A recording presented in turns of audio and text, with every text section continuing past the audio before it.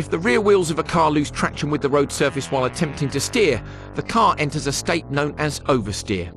This is when the angle of the car exceeds that of the steering input and the rear of the car steps out of line with the front.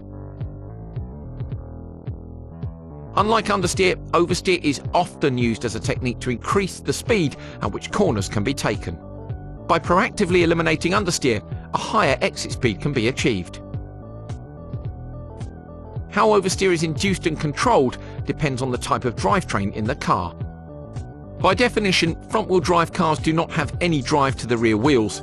Therefore, oversteer cannot be induced by applying the throttle, but can be induced by using weight transfer.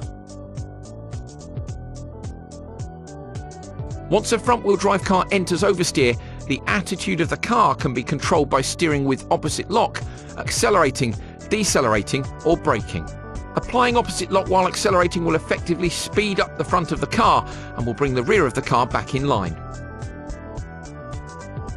If more oversteer is required, for example if the corner is tighter than expected, decelerating or braking will increase the amount of oversteer by maintaining the weight over the front wheels and therefore reducing the grip on the rear. As the rear wheels of a four-wheel drive vehicle are powered, you can also induce and maintain oversteer by using the throttle to spin the wheels. Depending on the ratio of power delivery between front and rear wheels, the car may have a tendency to oversteer more or less on corner exit. If the ratio is biased towards the front, under acceleration the car may pull itself out of oversteer. However, if the ratio is biased toward the rear, applying power may increase oversteer by spinning the rear wheels. Subtle control of the steering, throttle and brake is used to initiate, maintain and exit oversteer, and the same weight shifting techniques apply to four-wheel drive as for front-wheel drive cars. Unlike front and four-wheel drive cars, rear-wheel drive cars require the opposite technique with regard to throttle control during oversteer. Oversteer can be induced and maintained by weight transfer, but also by applying power to break the traction of the rear wheels. Once oversteer has been initiated, continuing to apply power will maintain the slide. In order to limit or correct oversteer, throttle input must be reduced. Lift-off oversteer occurs when, during cornering, you lift off the throttle.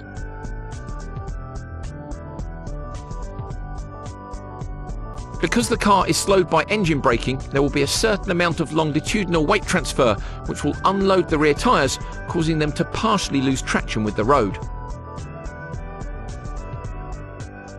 In a front-wheel drive car, this weight transfer alone is enough to induce oversteer because the front of the car is usually heavier than the rear.